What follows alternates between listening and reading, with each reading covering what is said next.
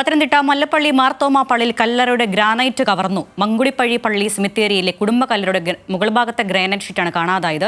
ഇടവക അധികൃതർ കീഴ്വായ്പൂർ പോലീസിൽ പരാതി നൽകിയിട്ടുണ്ട്. ശ്രീരാജ് ബാബു ചേരുന്നുണ്ട് വിവരങ്ങൾ നൽകാൻ. ശ്രീരാജ്, ഈ കല്ലറയുടെ ഗ്രാനൈറ്റ് ഒക്കെ കവരുക അല്ലെങ്കിൽ മോഷ്ടിക്കുക എന്നൊക്കെ പറയുമ്പോൾ അത് അല്പം വിചിത്രമായി തോന്നുന്നു. സാധാരണഗതിയിൽ അങ്ങനെ കേൾക്കാറില്ല. ഇതിപ്പോൾ എങ്ങനെയാണ് ഈ സംഭവം പുറത്തറിഞ്ഞത്? പോലീസിന്റെ അന്വേഷണം തുടങ്ങിയിട്ടുണ്ടോ? അരുണി, അങ്ങനെ തന്നെയാണ്. സാധാരണഗതിയിൽ നമ്മളങ്ങനെ കേട്ടിട്ടില്ല. ഈ സെമിത്തേരിയുടെ കല്ലറ പൊളിച്ച് അതിൻ്റെ ഷീറ്റ്, മുകൾ ഷീറ്റ് കവർ ഭാഗം കൊണ്ടുപോയി എന്ന തരത്തിലുള്ള മോഷണമൊന്നും നമ്മളങ്ങനെ അത്ര കേട്ടിട്ടില്ല. എന്തായാലും ഇപ്പോൾ മല്ലപ്പള്ളി മങ്കുഴിപ്പടി മാർത്തോമ പള്ളിയുടെ സെമിത്തേരിയിലെ കുടുംബ കല്ലറയുടെ ഗ്രാനൈറ്റ് ഷീറ്റാണ് മോഷ്ടിച്ചുകൊണ്ട് പോയത്. അത്യാവശ്യം വലിപ്പമുള്ള കല്ലറയാണ്, അതുകൊണ്ട് തന്നെ വലിയ ഗ്രാനൈറ്റ് ഷീറ്റാണ് അതിന് മുകളിൽ പാകിയിരുന്നത്.